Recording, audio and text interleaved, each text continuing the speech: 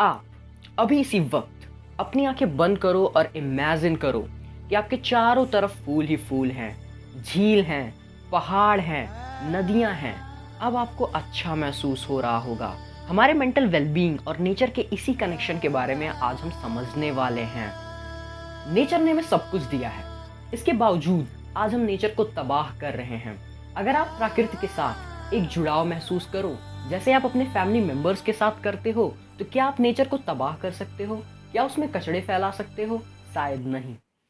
इंसान नेचर से कितने ज्यादा कनेक्टेड हैं, इसको हम बायोफिलिया हाइपोथेसिस के जरिए समझ सकते हैं।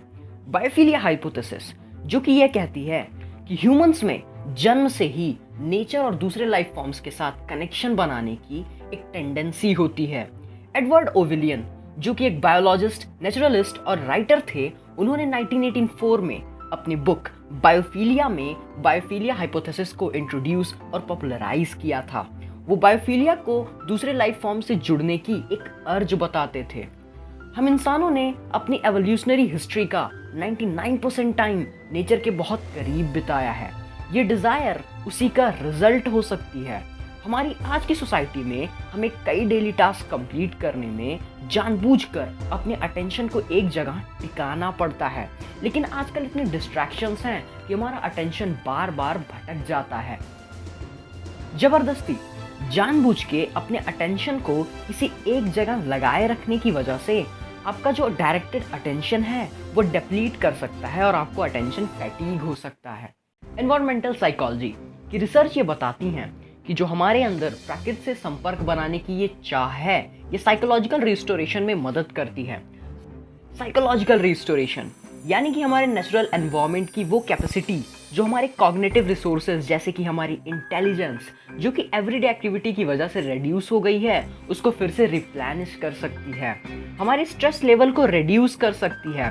Attention restoration theory Kaplan and Kaplan 1989, the stress reduction theory Aldrich 1983 के अनुसार माइंड स्टडी में कई लोगों को नेचर के पास रहने के लिए कहा गया और फिर उनका इंटरव्यू लिया गया, जिसमें से 95% लोगों ने कहा कि नेचर के करीब रहने से, नेचर में टाइम स्पेंड करने से उनका मूड इम्प्रूव हो गया।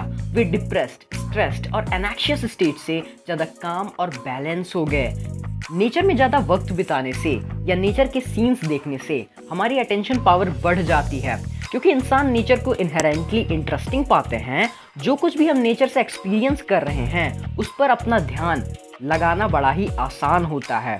यह हमारे ओवर रिएक्टिव माइंड को न्यू टास्क परफॉर्म करने के लिए भी टाइम देता है। जिन बच्चों को ADHD होता है उनको भी नेचर के कांटेक्ट में रखा गया और पाया गया कि उनके भी अटेंशन स्पैन में इजाफा हुआ था। पेड़, पौधे, पानी और दूसरी प्राकृतिक चीज़ों की ओर आकर्षित होने के लिए हम जेनेटिकली प्रोग्राम्ड हैं, इसलिए हम नेचर में डूब जाते हैं और अपने पेन और डिस्कम्फर्ट से डिस्ट्रैक्ट हो जाते हैं। अगर आपके रूम में एक छोटा सा प्लांट भी है तो वो भी आपके मूड पे काफ़ी पॉजिटिव इम्पैक्ट डाल सकता है। एक बार 2 पेशेंट की गाल ब्लैडर की सर्जरी की गई और उस पर उनके मेंटल स्टेट की स्टडी की गई। एक पेशेंट के रूम पे पौधों को पेंट किया गया था और दूसरे पेशेंट के वॉल को खाली रखा गया। वो पेशेंट जिनके वॉल पे प्लांट्स पेंटेड थे वो ज्यादा पेन टॉलरेट कर पाए और जल्दी रिकवर भी हो गए। अब जाके दिन भर पहाड़ों के व्लॉग्स ही मत देखना कि ओह मैं तो नेचर के करीब हूँ।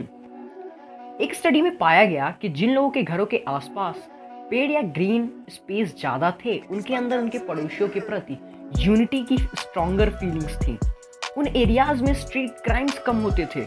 उन लोगों में लाइफ प्रॉब्लम से बाहर निकलने की कैपेसिटी ज़्यादा थी उनकी अपेक्षा जो कि किराए के घरों में और ऐसी जगहों पे रहते थे जहाँ पे पेड़ पौधे बहुत कम हैं। नेचर के साथ हमारा क्या कनेक्शन है, इसको fMRI स्कैन के जरिए भी समझाया जा सकता है। जब एक बारी लोगों को अर्बन एरियाज की फोटोज दिखाए गए और उनका fMRI स्कैन लिया गया तो ब्रेन का वो पार्ट जो कि स्ट्रेस और एंजाइटी के लिए रिस्पॉन्सिबल है वो एक्टिवेट हो गया, और जब उनको पेड़ पौधों के तस्वीरें दिखाई गई तो ब्रेन का वो पार्ट जो कि लव और एम्पैथी के लिए रिस्पॉन्सिबल है वो एक्टिवेट हो गया। रिसर्च में ये भी पाया गया है कि अगर आप नेचर में केवल 15 मिनट चलते हो तो आपकी जो प्रॉब्लम सॉल्विंग स्किल्स हैं और जो आपका अटेंशन स्पैन है उसमें काफ़ी इजाफा हो जाता है। जो लोग अपने फ्यूचर को काफ़ी प्लान करके चलते हैं या फिर जो लोग अपने प्रेजेंट के एक्शंस अपने फ्यूचर के बेसिस पे लेते हैं, ये भी पाया गया है कि वो लोग काफ़ी ज़्यादा नेचर फ्रेंडली होते हैं, वो काफ़ी इन्वायरमेंट से प्यार करते हैं। अब तक हमने जो कुछ भी बातें की, उससे हमें ये पता चलता है कि हम जितने ज़्यादा नेचर के करीब होते हैं, उतने ज़्यादा हम अपने नेचर के करीब होते हैं।